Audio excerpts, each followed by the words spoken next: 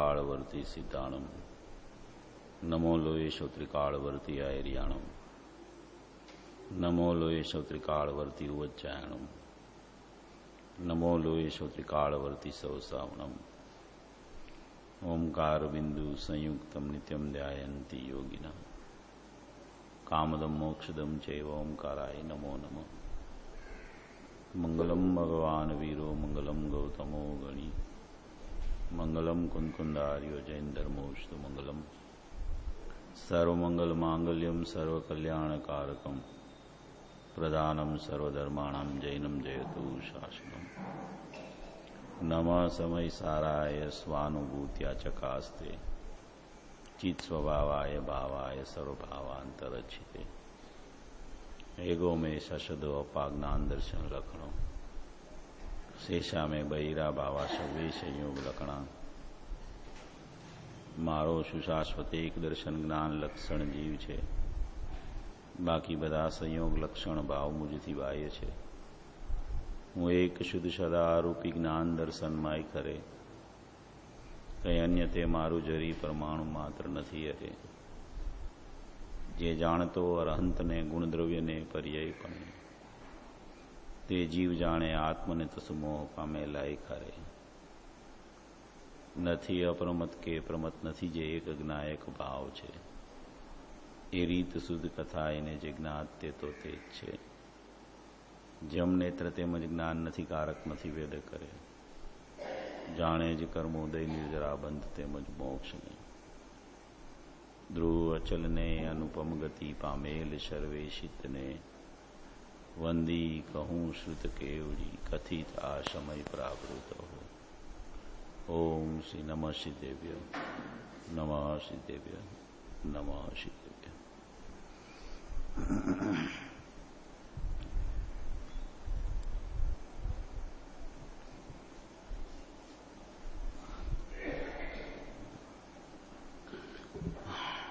पूज्य गुरुदेव श्री का द्रव्य दृष्टि जिनेश्वर पर्याय दृष्टि विनस्वर पर अपनी उसके बोलों पर अपनी चर्चा चल रही है।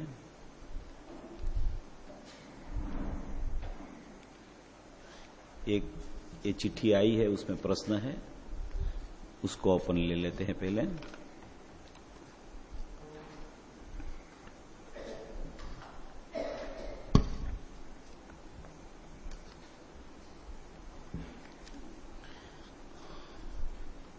प्रश्न है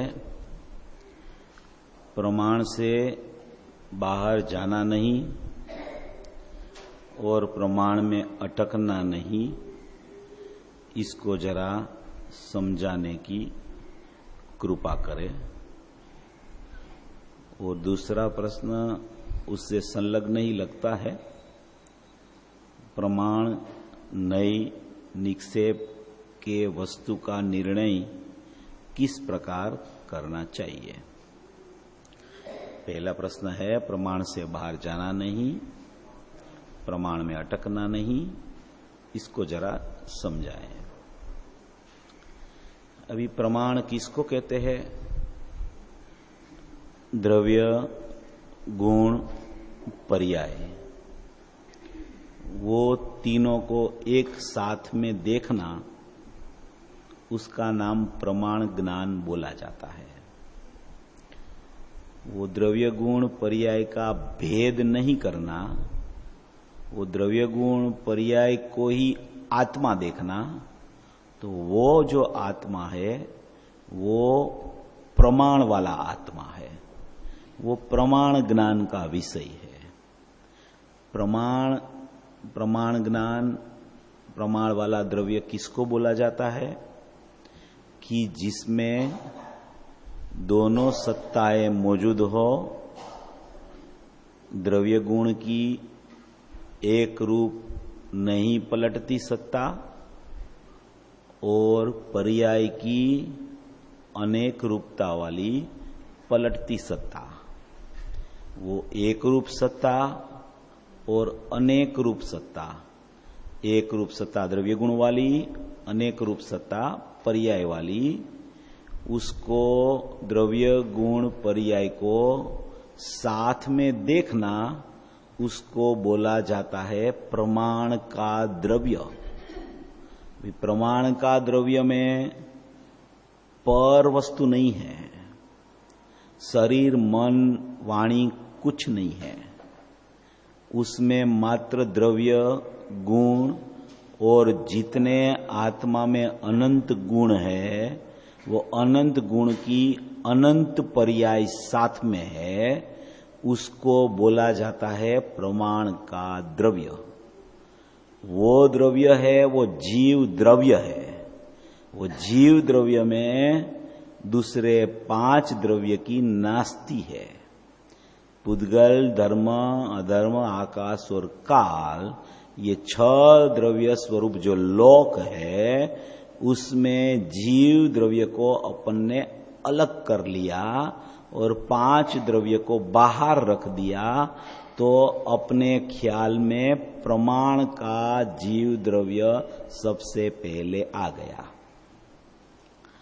अभी इसका दृष्टांत, एक फ्रूट वाले की दुकान है, बराबर है।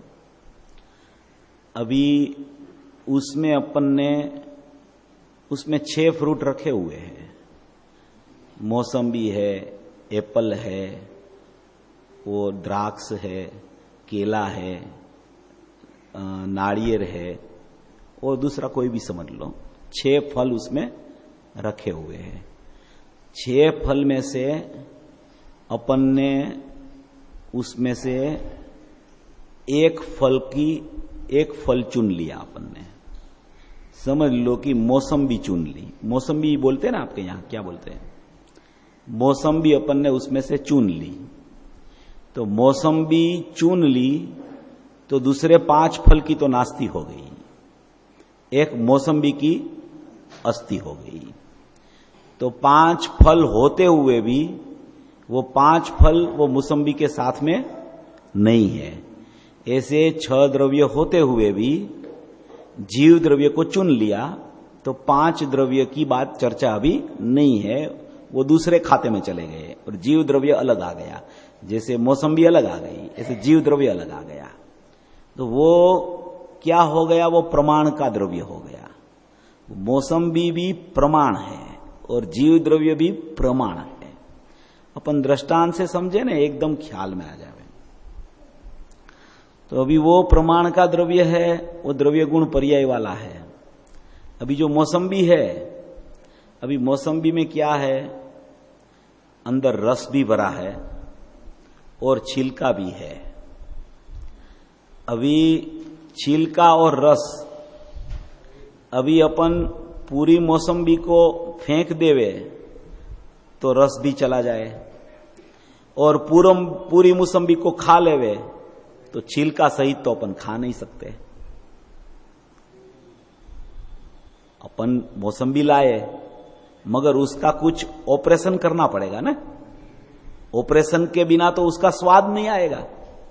अपने को तो स्वाद चाहिए, अपने को तो रस चाहिए।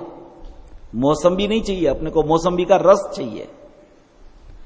तो अभी मौसम्बी वो है, उसको बोला जाता है ज्ञेय। क्या बोला जाता है?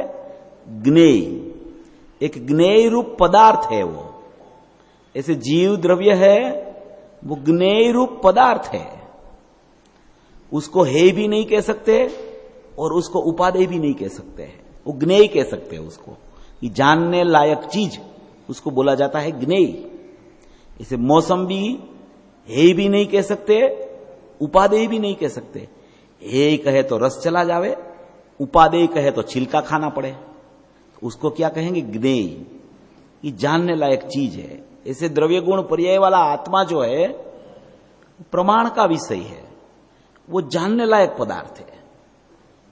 उपादेय है ही नहीं है, वो जानने लायक पदार्थ है। अभी वो ज्ञेय में न ज्ञेय में है उपादेय है।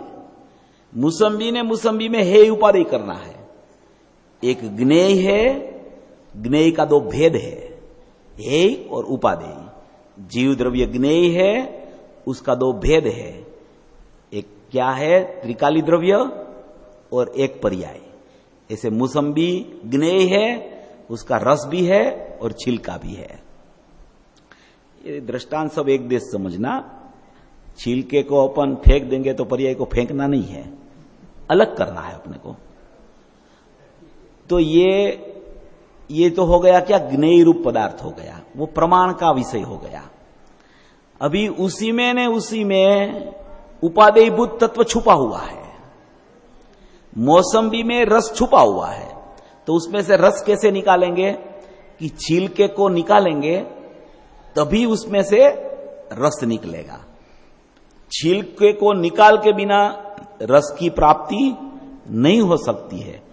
ऐसे जीव में से जैसे छिलका को मौसम्बी से अलग किया तो रस आ गया, ऐसे जीव द्रव्य में से पर्याय को अलग किया तो जीव तत्व रह गया, उपादेयभूत तत्व रह गया, त्रिकाली द्रव्य रह गया।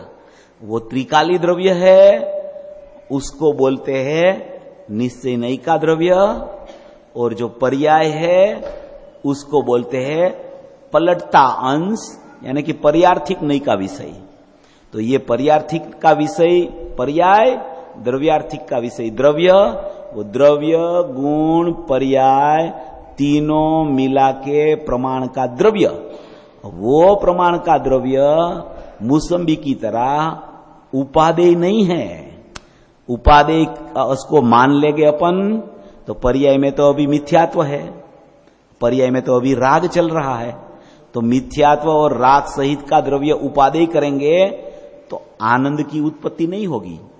तो जिसमें मिथ्यात्व नहीं है, जिसमें राग नहीं है, ऐसा जो त्रिकाली द्रव्य है, पर्याय में राग वर्त रहा है, पर्याय में मिथ्यात्व वर्त रहा है, उसी काल में वो पर्याय से जुदा एक जीव तत्व त्रिकाली द्रव्य उपादेयभूत तत्व, अहम करने लायक पदार्थ, जानने लायक तत्व, श्रद्धा का श्रद्धेय, ज्ञान का ज्ञेय, माने कि ध्यान का ध्येय, ऐसा एक शुद्ध अखंड तत्व अपने पास पड़ा है। उसको अहम करने से और पर्याय को जुदा करने से वो अहम करने वाली है पर्याय। पर्याय अलग जब तक रहती है तब तक द्रव्य का अहम नहीं हो सकता है। पर्याय द्रव्य रूप हो जाती है, उसी को बोला जाता है कि द्रव्य का अहम किया, द्रव्य ऊपर दृष्टि डाली, द्रव्य का लक्ष्य किया, द्रव्य की सन्मुख हो गई पर्याय, उसी को बोला जाता है। इस तरह द्रव्य गुण को अलग करके वो निश्चय नहीं का विषय, पर्याय को अलग किया वो व्यवहार नहीं का विषय, दोनों को साथ में देखा तो प्रमाण का विषय। इसी तरह वो प्रमाण का द्रव्य गुण पर्याय सहित का आत्मा, वो प्रमाण का द्रव्य, वो प्रमाण का द्रव्य में से पर्याय को अलग करके द्रव्य गुण को देखना तो बोला जाता है कि प्रमाण में वो आ गया, पर से जुदा प्रमाण में आया, और प्रमाण में से उसने त्रिकाली द्रव्य यानी कि निश्चय निकाला। उसको बोला जाता है ये जीव जिन वचन में कुशल है। स्वामी कार्तिकेय अनुप्रेक्षा में आया है कि प्रमाण में से जो जीव निश्चय का विषय को ढूंढ लेता है, उसको निकाल लेता है, उसको जिन वचन में कुशल बोला जाता है। ये पहले प्रश्न का उत्तर हो गया कि प्रमाण से बाहर जाना नहीं, माने कि द्रव्य गुण पर्याय से बाहर तो अपना कुछ है ही नहीं। शरीर में अपना कुछ नहीं है, पुद्गल में अपना कुछ नहीं है, दूसरे द्रव्य में अपना कुछ नहीं है। तो द्रव्य गुण पर्याय में यानी प्रमाण की सत्ता में पहले आ जाना, और प्रमाण की सत्ता में आके अगर प्रमाण में ही अटकेगा कि मेरा स्वरूप तो द्रव्य गुण पर्याय स्वरूप है, मेरा तो पर्याय सहित का द्रव्य ही मेरा है, पर्याय का सहित का द्रव्य ही उपादेय है, मैं उसको कटका करूंगा तो द्रव्य की अखंडता खत्म हो जाएगी। अरे कटका पहले करना है और फिर ऐसे उसको जोड़ना है कि जोड़ ही नहीं दिखे। पहले कटका करो। एक आदमी है ना, वो एक दृष्टांत है, कोई आदमी का मरण हो गया, एक्सपायर हो गया, उसको छोड़ो, दूसरा दृष्टांत लेते हैं। कोई आदमी ने एक सफेद वस्त्र लिया, पूरा वस्त्र लेके आया, कपड़े की दुकान वाले तो यहां बहुत है, भाई साहब भी है, तो कपड़े का ताका में से 5 मीटर 6 मीटर कपड़ा कटवाया। अभी कपड़ा कटवा के फिर दर्जी बोलते हैं टेलर की दुकान पे वो गया, उसको बोला कि इसमें से मेरे को एक जब्बा बना दे, मेरे को जब्बा बनाना है, मेरे को इसमें से एक जब्बा बना दे। दर्जी बोला हो जाएगा जब्बा, कोई बात नहीं है। तो उसका नाप ले लिया, फिर उसने बोला कि उसके पास एक दूसरा आदमी भी खड़ा था, उसका वो कारीगर था, वो तो नाप लेके सीधा जब्बा को काटने लगा कैंची से। तो बोला वो ठहरो, काटना नहीं है इसको। तो बोले काटने के बिना तेरे को पहनना है? नहीं, काटना तो है ही नहीं, कटका मत करना, और जब्बा भी चाहिए मेरे को। अभी कैसे होगा जब्बा? काटेंगे नहीं तो सांधी नहीं होगी। फिर वो दर्जी ने बोला कि तुम चिंता मत करो, आप तो आपके घर पे जाओ, मैं आपको ऐसा जब्बा बना के दूंगा कि आपको पता नहीं चलेगा कि मैंने काटा है, सांध आपको दिखेगी नहीं, सांध आपको दिखेगी ही नहीं, ऐसा जब्बा बना के दूंगा। फिर उसने तो पहले कपड़े को नाप के अनुसार काट लिया। तो काट लिया तो क्या किया कि प्रमाण का द्रव्य में से द्रव्य और पर्याय का कटका हो गया, द्रव्य और पर्याय का कटका हो गया, दोनों जुदे हो गए। माने कि त्रिकाली द्रव्य अलग है, पर्याय अलग है, एक तो परिणमता पदार्थ है, एक तो ध्रुव पदार्थ है, एक उत्पादय वाला है, एक तो अविनाशी शाश्वत ध्रुव पदार्थ है। तो पहले उसने काट दिया, काट के उसने पर्याय को अलग कर दी और द्रव्य को अलग कर दिया। अभी काट दिया तो वो कपड़ा को काटा तो पहन तो सकते नहीं, कटा हुआ कपड़ा को कैसे पहने? तो अभी उसने सिलाई शुरू की, सिलाई ऐसी की कि वो जब्बा बन गया, और वो जब्बा बनाने तब उसको पहन सकते हैं। ऐसे पहले द्रव्य पर्याय को जुदा करो, बाद में पर्याय ऐसा अहम करती है कि मैं ही द्रव्य हूं, तो ऐसी अभेद हो जाती है कि उसका भेद दिखता ही नहीं है। उसी को बोलते हैं प्रमाण की बाहर जाना नहीं, प्रमाण में अटकना नहीं। प्रमाण में नहीं अटक के द्रव्य की श्रद्धा करेंगे तो श्रद्धा करने वाली तो पर्याय है, तो पर्याय द्रव्य में ऐसी एकमेक हो जाएगी, ऐसी अभेद हो जाएगी, वो परिणमनशील पर्याय अपरिणामी में ऐसी अभेद होगी कि वो परिणाम और अपरिणामी ऐसा भेद ही नहीं दिखेगा, भेद नहीं दिखेगा। अपरिणामी प्लस परिणाम इज इक्वल टू परिणामी हो जाएगा। वो परिणामी होगा तब आनंद आएगा। अकेला द्रव्य की बात में आनंद नहीं है, अकेली पर्याय की बात में भी आनंद नहीं है। पर्याय ऐसा बोलती है कि मैं ध्रुव हूं, वो तो अलग रह के वो ध्रुव ध्रुव करे तो आनंद नहीं आता है। वो पर्याय ध्रुव के साथ अभेद हो जाए, मैं ही ध्रुव हूं, ऐसी परिणामी हो जाए, परिणमन परिणामी हो जाए, अपरिणामी प्लस परिणाम इज इक्वल टू परिणामी हो जाए, तभी उसमें आनंद आता है। उसको बोला जाता है कि प्रमाण से बाहर जाना नहीं।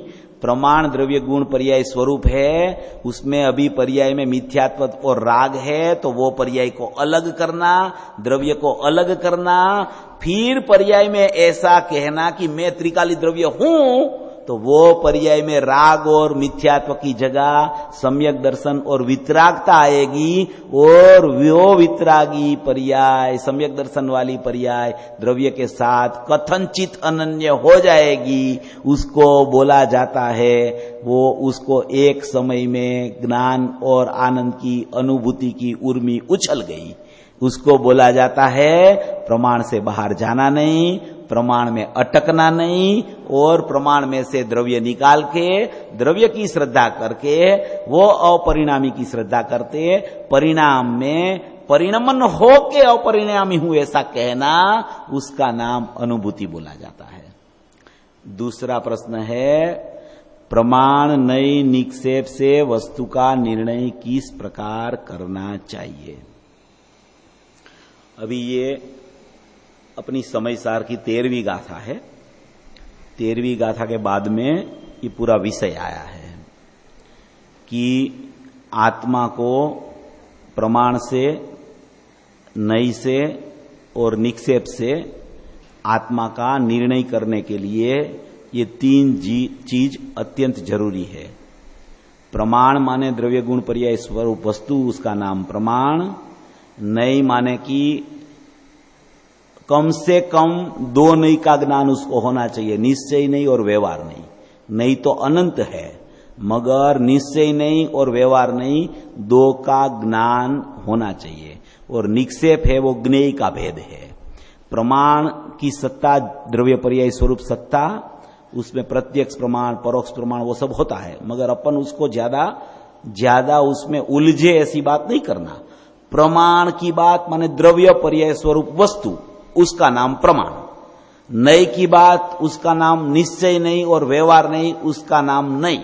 और निक्षेप माने कि ज्ञेय का भेद, उसको बोला जाता है निक्षेप।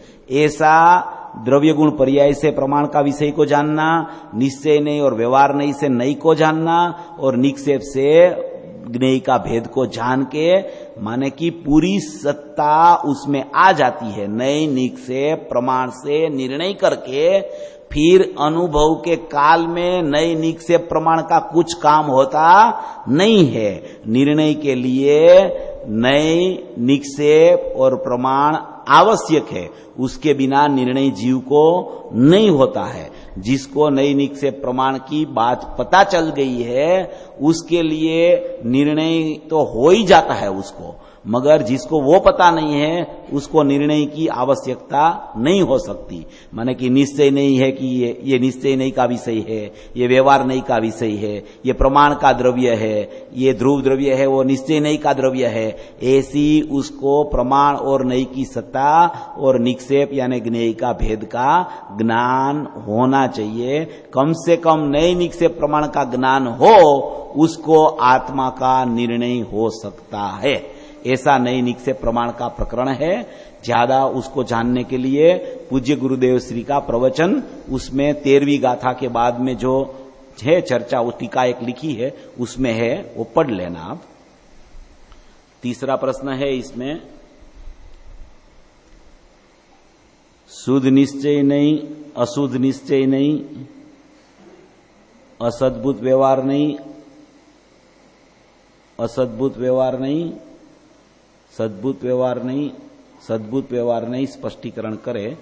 ये कुछ भी समझ नहीं आता, इसलिए इनके परिभाषा लिखाई है। शुद्ध निश्चय नहीं और अशुद्ध निश्चय नहीं, उसमें ये अशुद्ध असद्भुत व्यवहार नहीं, उपचरित, अच्छा, उपचरित अनुपचरित, उपचरित अनुपचरित, अच्छा समझ गया। वो चार व्यवहार जो अपन ने सवेरे लिए थे ना, उनकी इसमें प्रश्न है। तो 4 व्यवहार अपन ने लिए थे, अभी उसमें लिखना है तो आप लिख लीजिए कि पहले असद्भुत का दो प्रकार है व्यवहार का। असद्भुत यानी असद्भुत किसको बोला जाता है कि जो आत्मा में नहीं होता है उसको असद्भुत बोला जाता है। तो वो राग है, वो आत्मा में नहीं है क्योंकि वो निकल जाता है, इसलिए आत्मा में नहीं है। तो राग है वो असद्भुत है। और वो क्या है कि 2 प्रकार का असद्भुत का भेद है, एक उपचरित असद्भुत, एक अनुपचरित असद्भुत। उपचरित असद्भुत व्यवहार में कि राग है वो उपचार से बोला जाता है, क्योंकि वो वस्तु में सचमुच में नहीं है, वो सद्भुत नहीं है और उपचार है, वो अनुपचार नहीं है। माने कि कोई भी अपेक्षा से उसको अपने में अपन गिन नहीं सकते, इसलिए उसको बोला जाता है उपचार। और वो भेद है इसलिए बोला जाता है उसको व्यवहार। तो उपचरित असद्भुत व्यवहार वो राग का एक प्रकार है।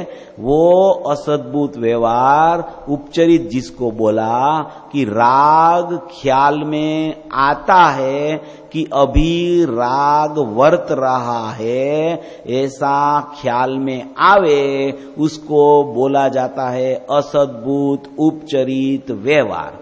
दूसरा असद्भुत अनुपचरित व्यवहार।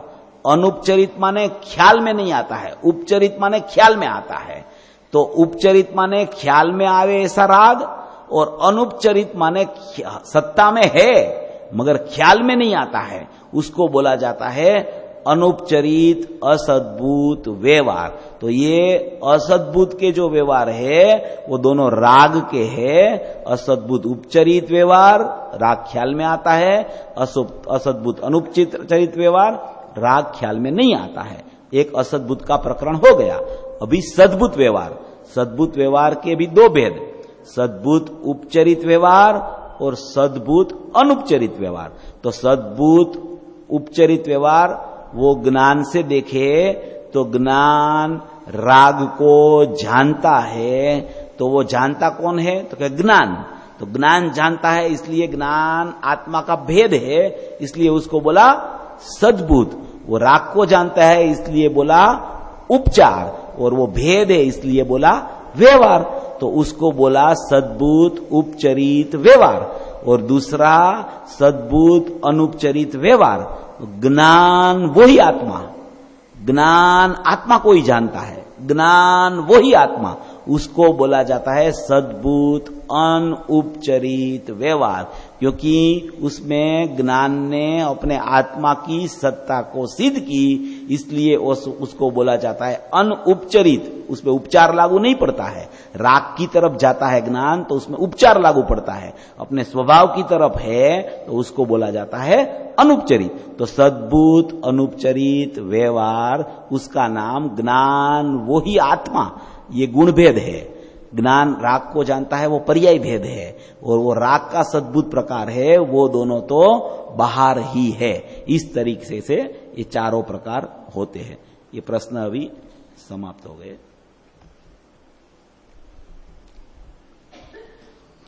अभी अपना जो बोल चल रहा है उसमें 20 नंबर का बोल है।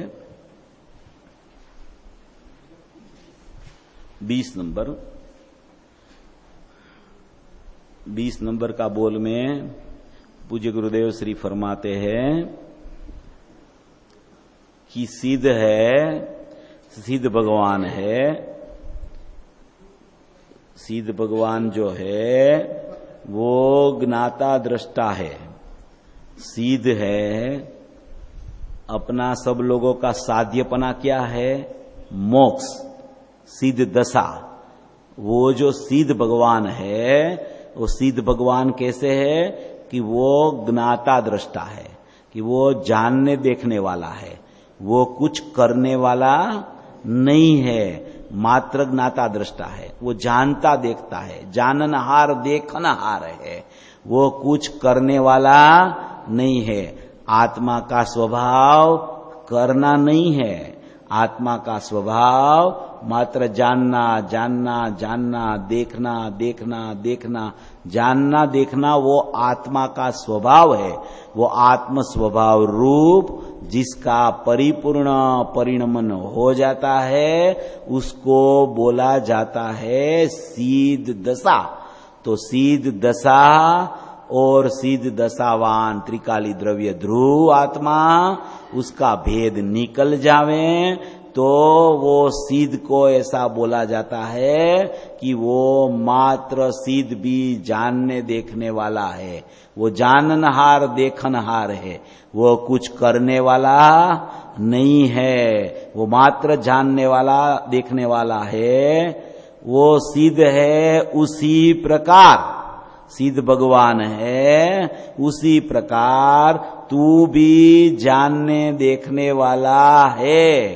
तेरा स्वभाव भी जानने देखने वाला है। सिद्ध भगवान को तो सिद्ध की पर्याय में भी सिद्धपना हो गया है और अभी अपनी पर्याय में राग द्वेष मोह वर्त रहा है, तो भी अपना त्रिकाली स्वभाव जो है, ज्ञायक देव है, ध्रुव परमात्मा है, वो मात्र जानने देखने वाला है। वो जानता देखता है, जानता देखता है, वो कुछ करता नहीं है। ये हाथ जो है, ये हाथ हिलता है ना, तो अभी मैं हाथ हिलता है तो उसको मैं हिलाता हूं। अभी मैं चाहूं तो इसको हिलाना बंद कर दूं, तो ये मेरा कर्तव्य है कि मैं हाथ जब हिलाना चाहूं तो हिलाऊं और हिलाना बंद करना हो तो बंद कर दूं। ऐसा मैं कर नहीं सकता। ऐसा अगर कर सकता, कोई परिणाम की क्रिया अगर आत्मा करता अगर है, तो वो ऐसी पुद्गल की क्रियाएं क्यों करे? वो तो सम्यक दर्शन ही करे, वो तो सम्यक ज्ञान ही करे, वो तो सिद्ध दशा ही करे।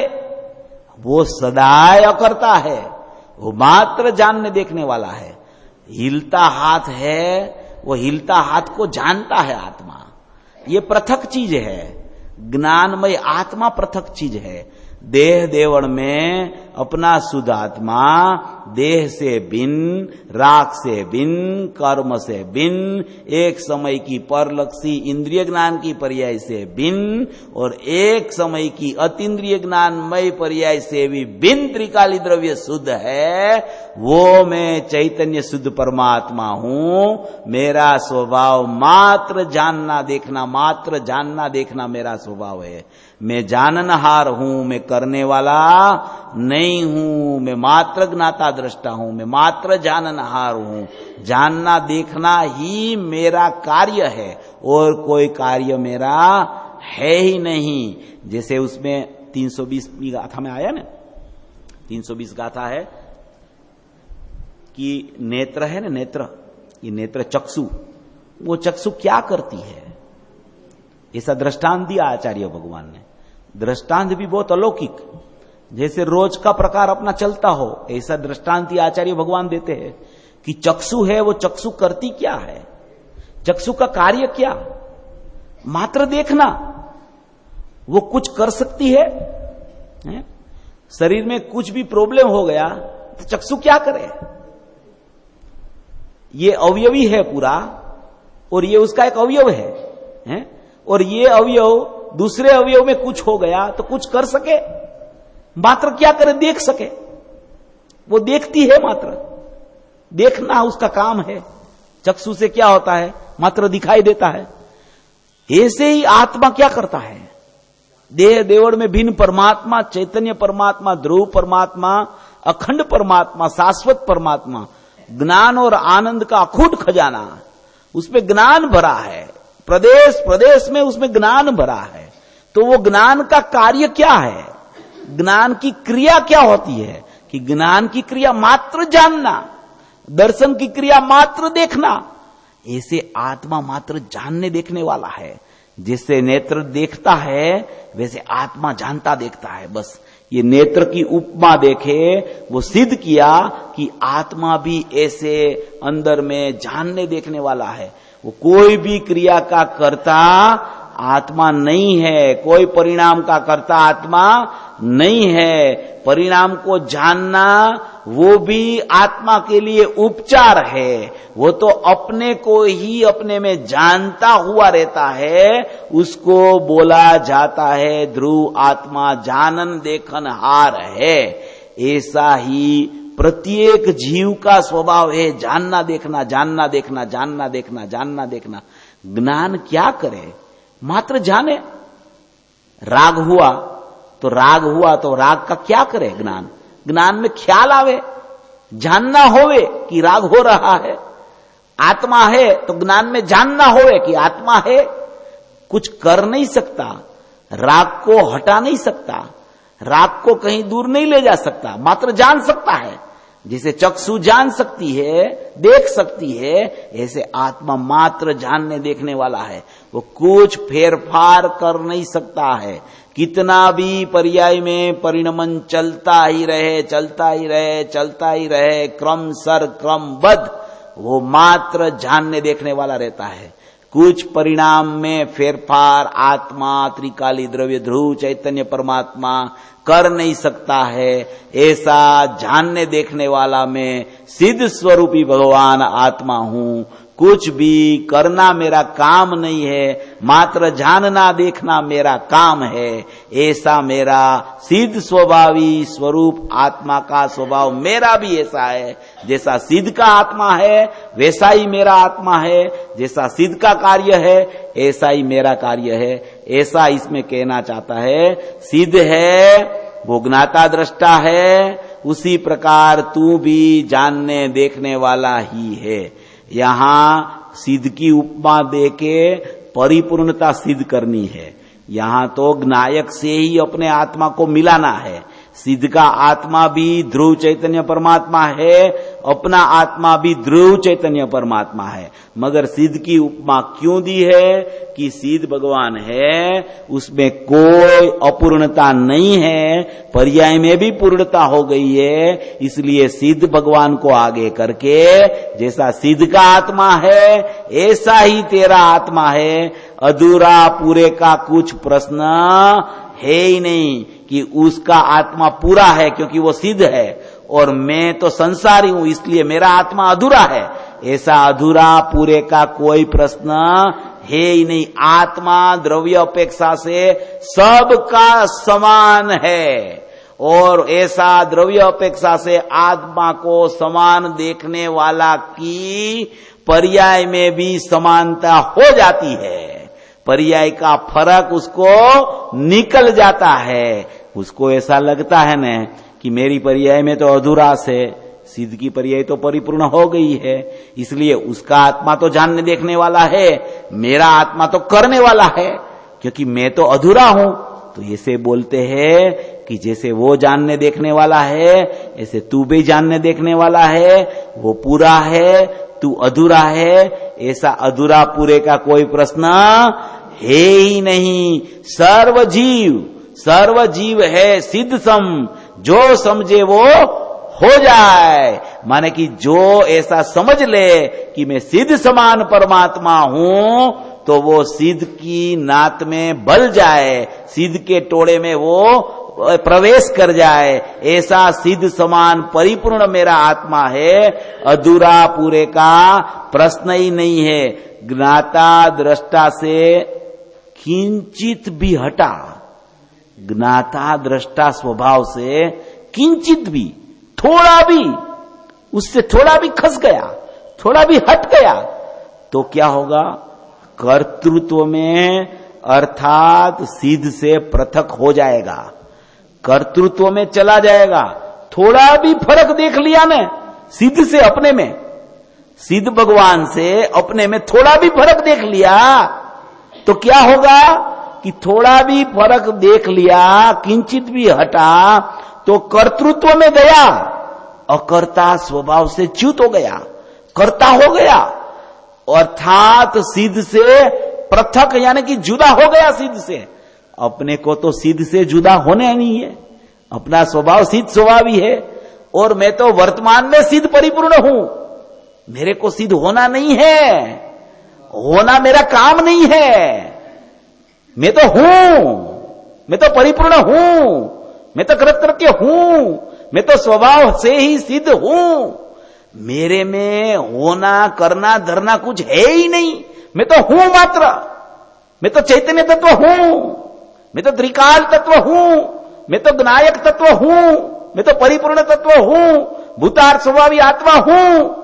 बस ऐसा अपने आत्मा को समझने से, ऐसा अपने अकर्ता स्वभाव को देखने से उसकी पर्याय भी अकर्ता हो जाती है, पर्याय भी सिद्ध समान हो जाती है। सबको प्रश्न तो पर्याय में है, द्रव्य का तो सबको पता है, मगर ऐसा नहीं है। जो द्रव्य को भी परिपूर्ण मानता है ना, उसकी पर्याय में अधुरासी नहीं रहती है। एक श्लोक आया है नियमसार में। नियमसार में 72 नंबर का श्लोक आया, 72 नंबर का, आप पढ़ लेना। इधर है तो थोड़ा मेरे को दे दो, बोल देता हूं, कोई बात नहीं, ठहरिए बोल देता हूं। 72 नंबर का कलश है।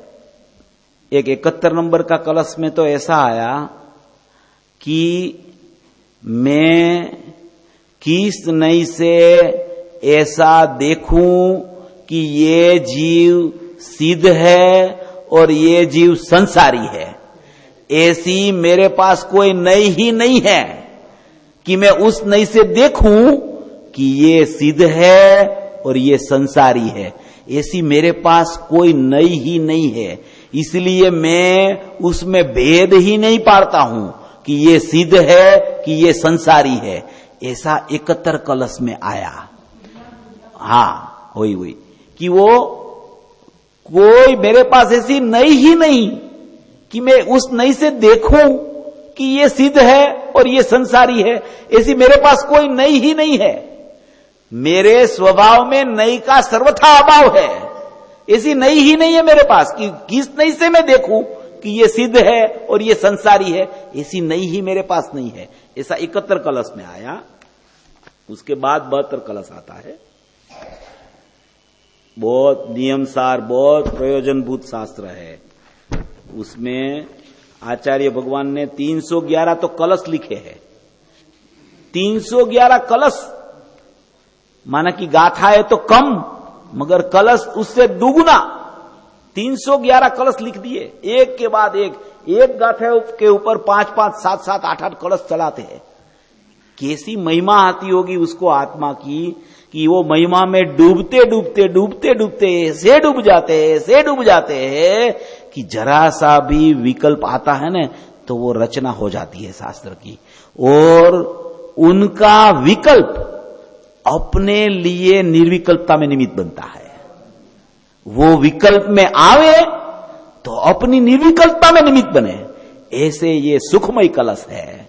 इस कलश का स्वाध्याय जो करें उसकी तो सिद्ध दशा होवे और होवे ही, क्योंकि आचार्य भगवान ने अपनी निज भावना के लिए ये शास्त्र की रचना की है।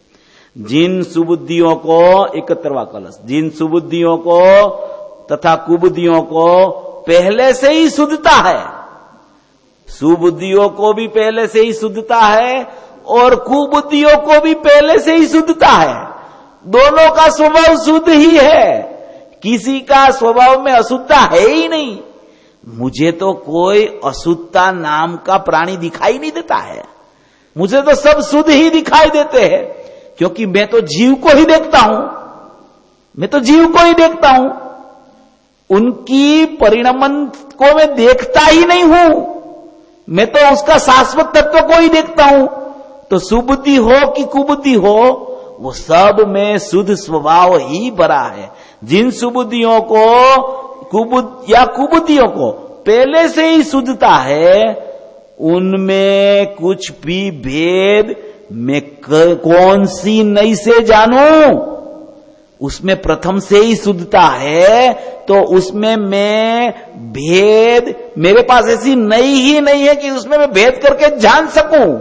ऐसी मेरे पास नई नहीं है। वास्तव में कुछ भी भेद अर्थात अंतर नहीं है। अभी 72वां कलश है। ये 71 कलश का प्रवचन तो गुरुदेव ने ऐसा किया है कि अपन 100-200 बार भी उसको सुने न है तो भी अपने को ऐसा लगे कि बार बार सुनते ही रहे अपन, ऐसा लगे। ऐसा प्रवचन है, सुन लेना गुरुदेव का प्रवचन 71 कलश का, बहुत बढ़िया प्रवचन। इतना अलौकिक प्रवचन है कि अंदर से झोम चढ़ जाए अपने को कि मेरी शुद्धता में कुछ आंच ही नहीं आई है, ऐसी मेरी शुद्धता रह गई है, बच गई है।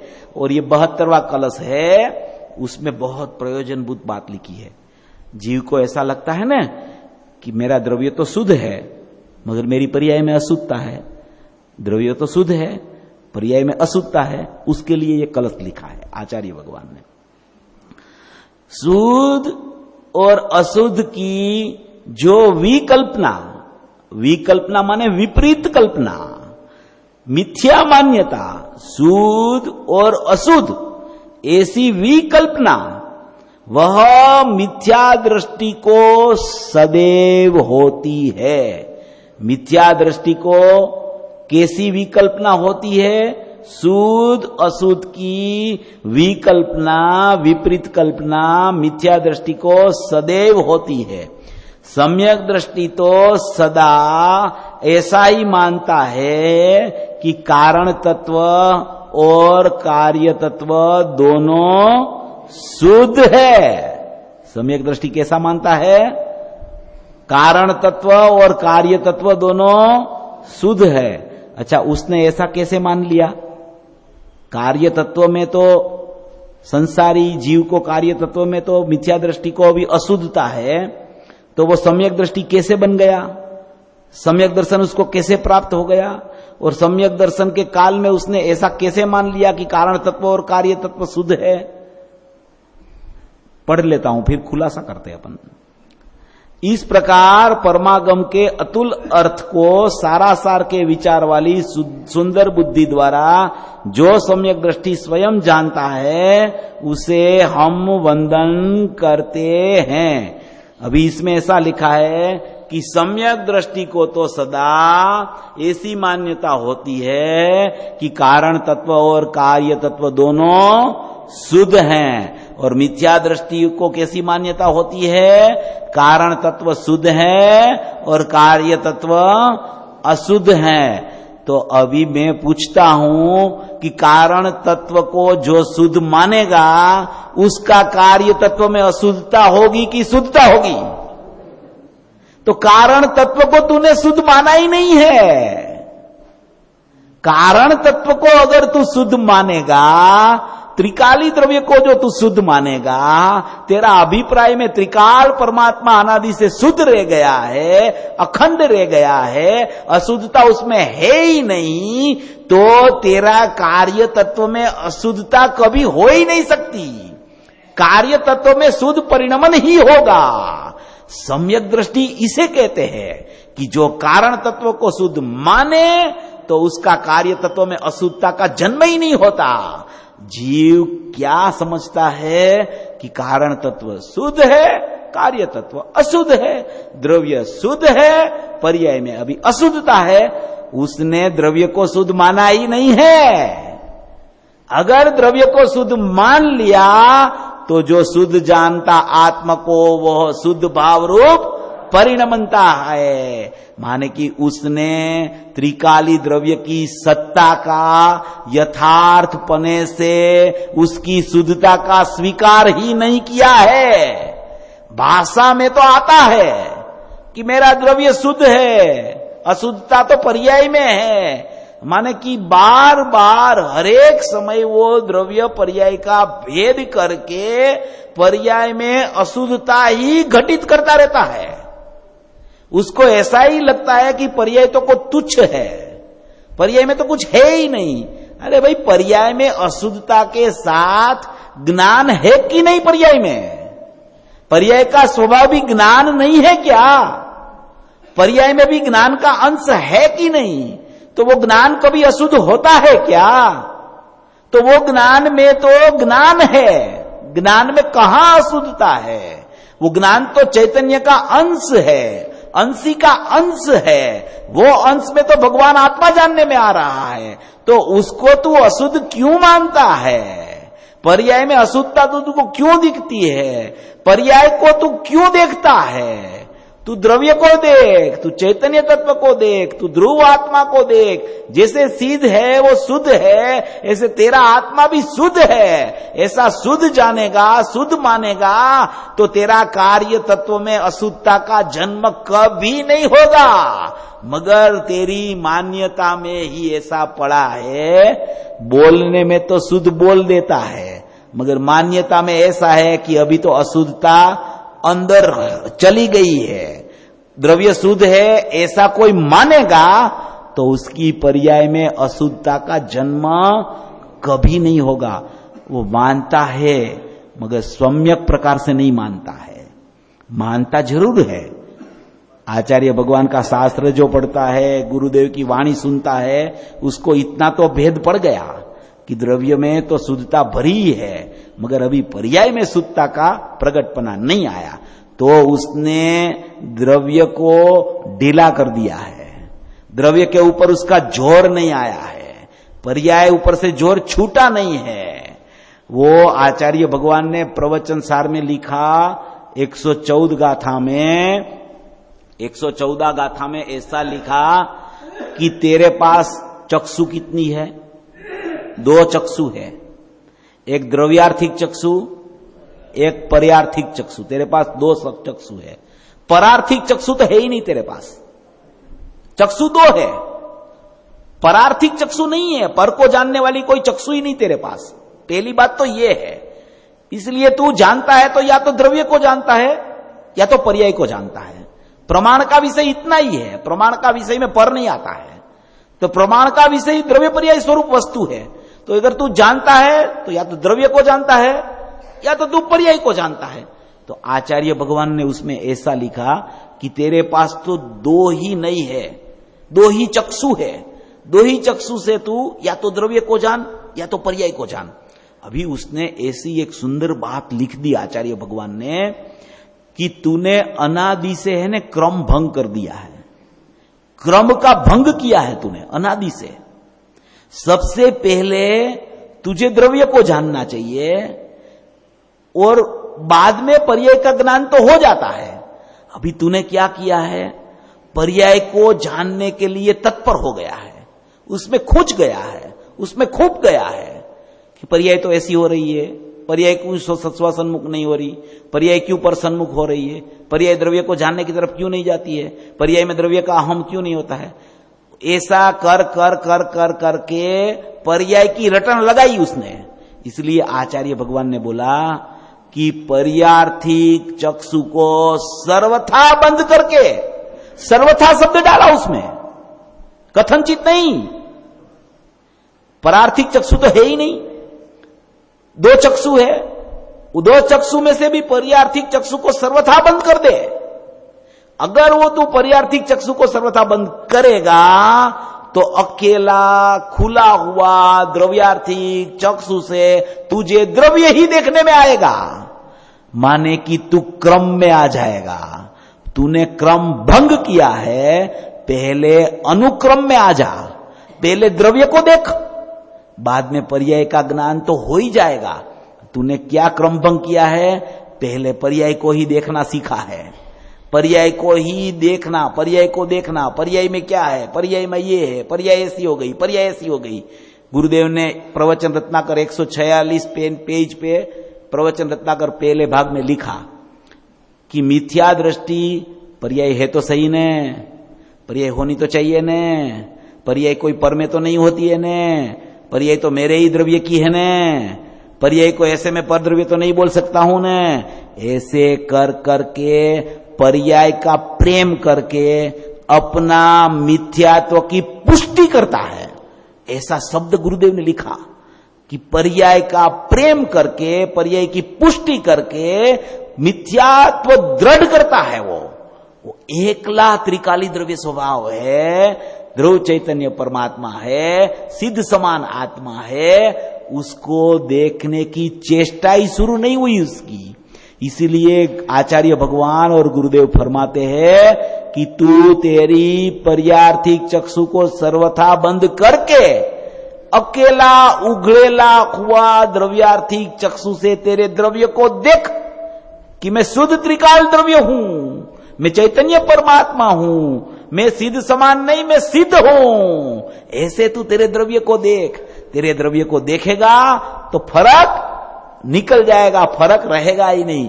ऐसा आचार्य भगवान इसमें भी कहते हैं कि कारण तत्व जिसको शुद्ध पता चलता है उसके कार्य तत्व में कभी अशुद्धता का जन्म होता ही नहीं है, उसको बोला जाता है सम्यक दृष्टि पुरुष। तो इसमें लिखा है कि सिद्ध है वो ज्ञाता दृष्टा है, उसी प्रकार तू भी जानने देखने वाला ही है, अधूरे पूरे का प्रश्न है ही नहीं। ज्ञाता दृष्टा से किंचित भी हटा तो कर्तृत्व में ही गया, अकर्ता स्वभाव से छूट गया और कर्ता बन गया, पर का कर्ता बना, पर्याय का कर्ता बना। कोई भी पर्याय शुद्ध हो के अशुद्ध हो, उसका कर्ता आत्मा है ही नहीं। आत्मा त्रिकाल कर्ता है, वो कोई पर्याय को कर नहीं सकता है। पर्याय स्वयं अपने सटकारक से प्रकट होती है और व्यय होती है, उत्पाद होती है, व्यय होती है। उसके कर्ता, कर्म, करण, संप्रदान, अपादान, अधिकरण, वो प्रगट पर्याय में क्रियाशील सटकारक उसमें है। ध्रुव सटकारक है वो द्रव्य में है और क्रियाशील सटकारक पर्याय में है। वो ध्रुव सटकारक क्रियाशील सटकारक में कुछ फेरफार नहीं कर सकते हैं। ध्रुव सटकारक है वो शाश्वत अखंड शुद्ध है, वो ध्रुव है। और ये जो पर्याय के सटकारक क्रियाशील है वो परिणमते सटकारक है, उसको दोनों को कुछ लेना देना है ही नहीं। ऐसे पर्याय का परिणमन स्वतंत्र है, ध्रुव तो अपरिणामी स्वतंत्र है। ऐसे ध्रुव स्वभाव की दृष्टि तू करेगा तो पर्याय में नियम से सम्यक दर्शन, सम्यक ज्ञान, सम्यक चारित्राणी मोक्ष मार्ग का जन्म होगा, होगा और होगा। ये ज्ञानियों का कोल करार है, उसमें कभी फर्क नहीं पड़ता। ऐसा कहना चाहते हैं कि एक क्षण भी सिद्ध से पृथक हो, वह मिथ्या दृष्टि है, यह यथार्थ बात है। एक क्षण भी सिद्ध से पृथक अगर हुआ तो वो मिथ्या दृष्टि हो गया। मैं सिद्ध समान नहीं, मैं सिद्ध स्वरूपी भगवान आत्मा हूं। ऐसे भगवान आत्मा की जिस जीव को धुन लगती है, उसका परिणमन में कालक्रम में सिद्ध दशा आए बिना रहती ही नहीं। ऐसा सिद्ध स्वभाव की भावना सर्वभवी जीवो, सर्व मोक्ष मार्ग पे चलने वाला जीव तुरंत करके अपनी परिणति में सम्यक दर्शन, सम्यक ज्ञान, सम्यक चारित्र रूपी मोक्ष मार्ग की प्रगटता करे। ऐसी मंगल